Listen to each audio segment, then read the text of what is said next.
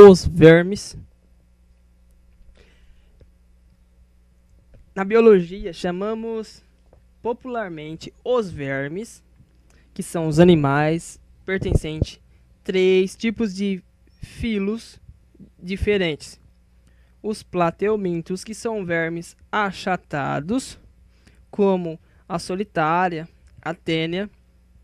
Os nemateumintos são vermes cilíndricos, não possuem segmentos. Um exemplo, a lombriga. E os anelídeos, que são os mesmos vermes cilíndricos, porém são segmentados. Um exemplo de anelídeo bem simples é a minhoca.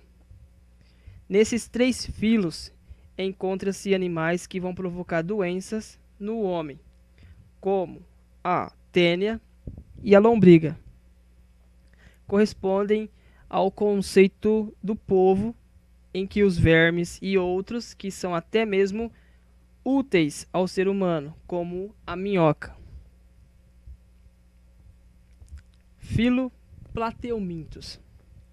Os plateumintos, eles vêm do grego, que significa plates, que é achatado, e eumintos, que significa vermes. Daí o nome, vermes achatados.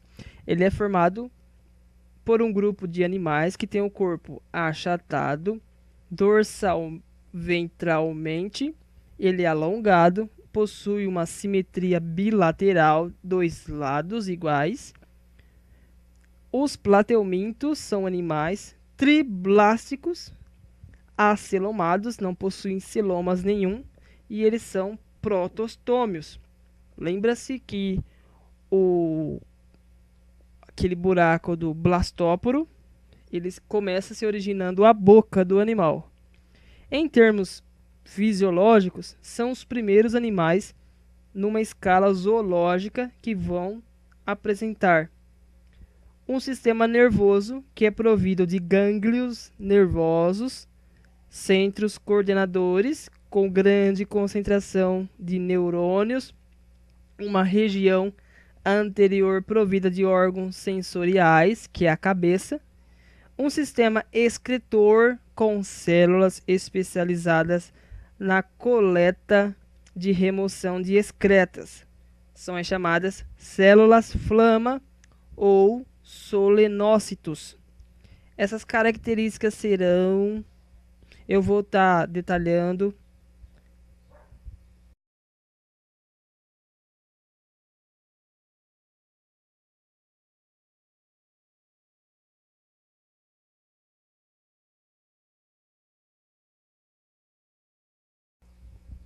Os plateumintos, eles apresentam uma alta capacidade de regeneração.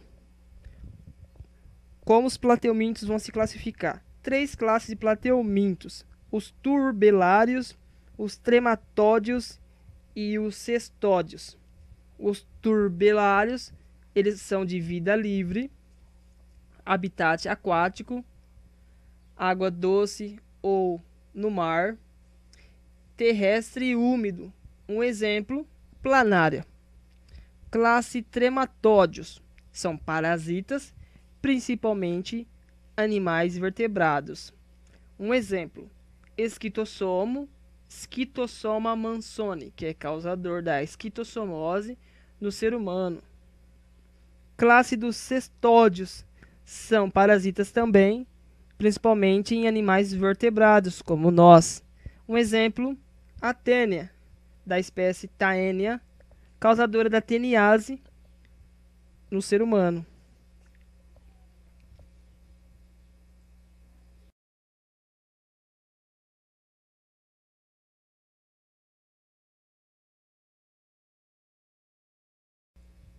Então, vamos desenhar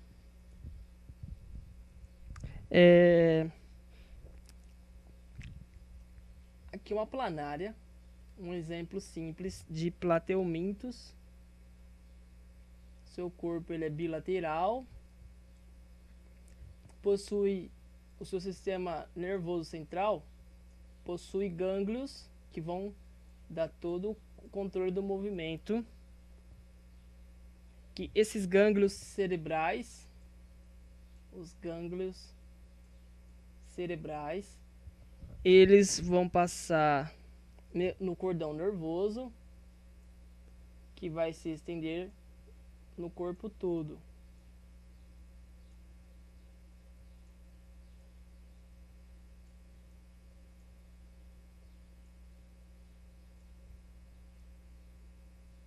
Da cabeça até a ponta da cauda.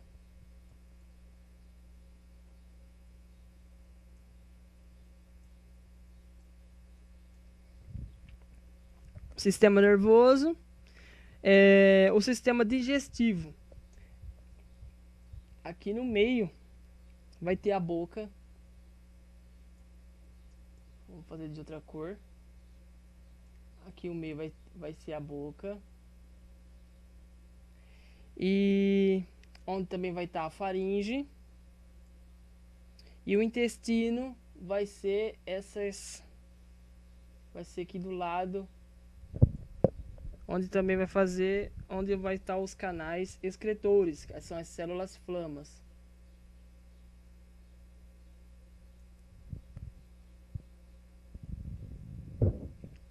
Então, beleza. Parasitoses humanas causadas pelos plateumintos. Esquistossomose, ou então xistossoma, ou a barriga d'água, ou a doença do caramujo, é um mal que atinge milhões de brasileiros a cada ano. Seu causador responsável é o Schistossoma mansoni. Vermes adultos, ele se instala nos vasos do sistema porta-hepático, próximo do fígado, aliás, no fígado, propriamente dito. Vasos sanguíneos entre o intestino e o fígado, que vão provocar sérios problemas de saúde, dentre os quais a inflamação do fígado e o extravasamento da linfa para a cavidade abdominal. Daí o nome popular da doença. Quando um indivíduo doente ele defeca, então, quando o indivíduo doente vai defecar, vamos fazer uma ilustraçãozinha aqui. Tá lá, o indivíduo tá perto vou tentar fazer um riacho.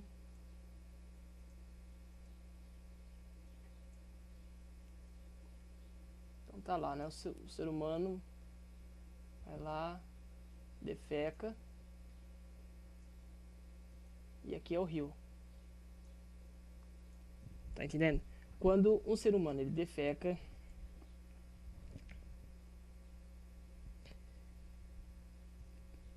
aliás, detalhe, o ser humano tem que estar doente já com a doença. Quando ele defeca, ovos do parasita que vão estar nas fezes, se esses ovos eles atingirem a água, se eles caírem aqui na água, o que vai acontecer? Eles vão se transformar em larvas ciliadas chamadas miracídios, aliás, desculpa. Miracídios. Vão ser larvas ciliadas, os miracídios. Essas larvas, elas vão achar um hospedeiro, que geralmente é um caramujo. Um caramujo ou caracol. Então ela vai se hospedar no caramujo. E daí ela vai se desenvolver e essa larva ela vai virar uma cercária. É como se fosse um filhote de... É como se fosse um girino. Essas cercárias, elas vão conseguir nadar livremente na água. Tudo para quê? Uma pessoa, aí vai chegar um outro cidadão, vai lá e mergulha, coloca o pé na água. Tentar fazer um pé bonito aqui. E essa cercária, Entrar na pele. ela vai entrar na pele desse cidadão. Que vai achar a circulação sanguínea, na corrente sanguínea. Como que vai ter bastante cercárias? Então, bastante cercárias vai entrar na pele dessa outra pessoa através da corrente sanguínea. Lá dentro, elas vão fazer o cruzamento, macho com a fêmea. Macho com a fêmea. E o que vai acontecer? Vão instalar geralmente próximo do fígado, entre o fígado e o intestino. Os ovos embrionários eles vão passar para o intestino, vai sair do fígado para passar para o intestino. Que os ovos eles vão ser eliminados novamente. O ser humano ele vai ter que defecar. E as fezes vai estar os ovos depois que essas larvas entraram lá no outro cidadão e reproduziu, botou o ovo lá dentro. E daí vai ser eliminada novamente pelas fezes e vai repetir esse ciclo novamente. E se esse ser humano, se ele tiver contato novamente com o rio, se ele ficar próximo do rio, novamente as fezes podem estar em contato com a água, que vai entrar na água, vai se desenvolver e vai repetir o ciclo novamente.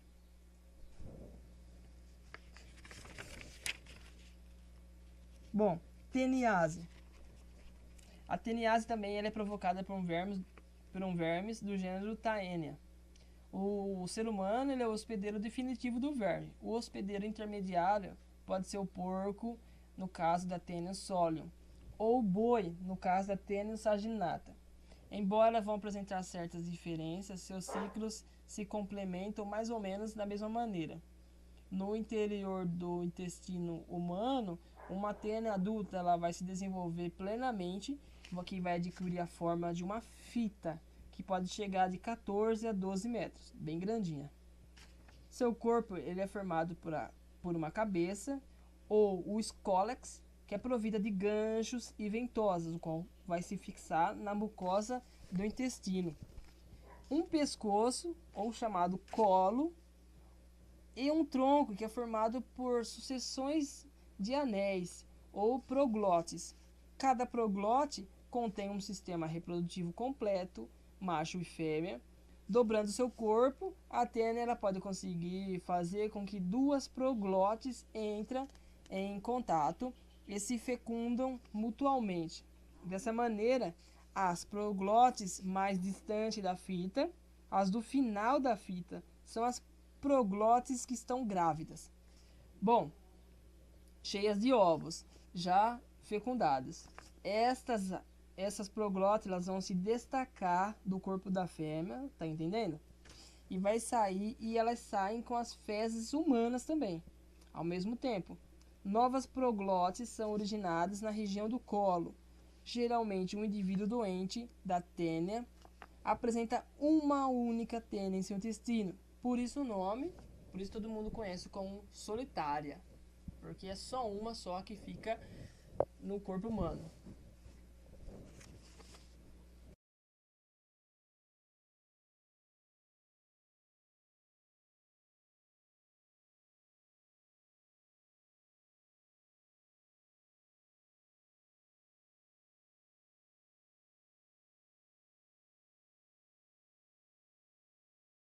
Vamos lá, vamos mais um desenho. Então o que acontece? Aqui é a cabeça da tênia. Ela é cheia de ventosas. Essas ventosas elas vão grudar na mucosa do intestino. E ela tem ganchos também aqui na ponta que vai servir para fixação. Aí ela vai grudando o escólex, a cabeça vai grudar na região do intestino, certo?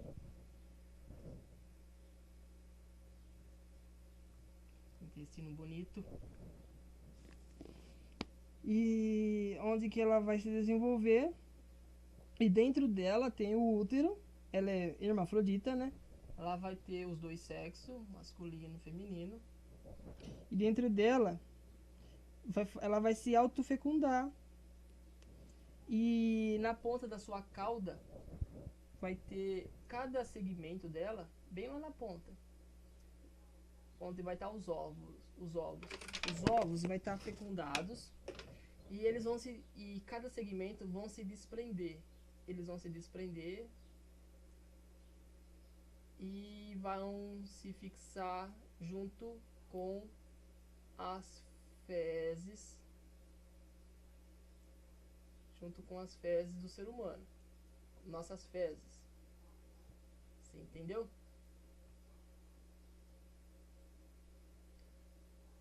Então, as fezes vai estar junto com essas proglotes. Aí o que acontece? Com as fezes eliminadas, dependendo de onde que o ser humano for evacuar, ela pode cair. Quando um doente de TNase defeca, suas fezes levam ovos do parasita para o meio ambiente. Esses ovos vão contaminar a vegetação rasteira no chão e os alimentos de porcos e do próprio gado. Quando esses animais eles comem os ovos da tênia, esses vão se transformar em embriões que vão cair na corrente sanguínea, vão dar origem a novas larvas, que vão ser chamadas cisticercos, que vão ficar encistadas na musculatura de cada animal.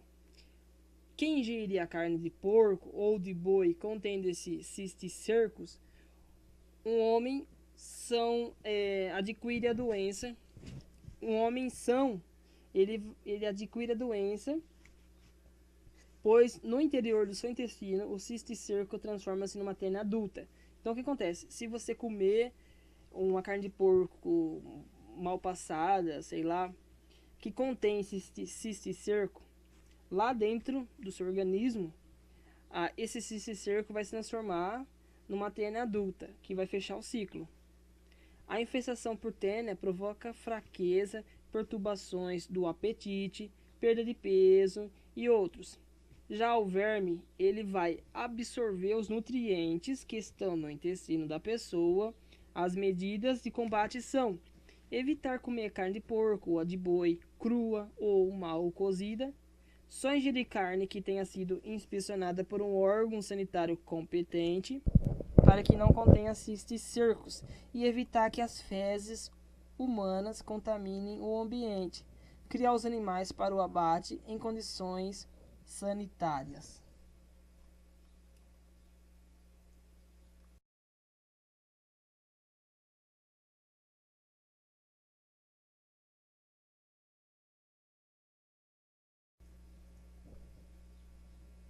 Cisticercose é uma condição muito grave que vai afetar o ser humano quando ingere os ovos da tênia solium.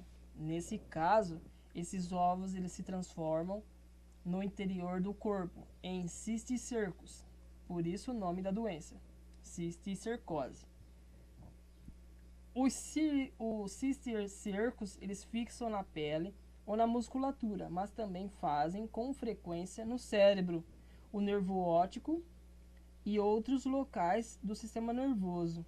A ingestão de ovos da tênia pode se dar por intermédio de verduras mal lavadas ou de água contaminada. Podem acontecer numa pessoa que já infestou a tênia, que já se infestou de tênia, ocorra a ruptura da proglotes, que grávidas no interior do intestino. Então, pode acontecer que dentro da pessoa, que ela já está com a tênia, pode acontecer que as proglotes, que já estão fecundadas, elas se destacam, fazendo com que libere os ovos e resulte na autofecundação. No caso da cisticercose, o homem ele atua como hospedeiro intermediário.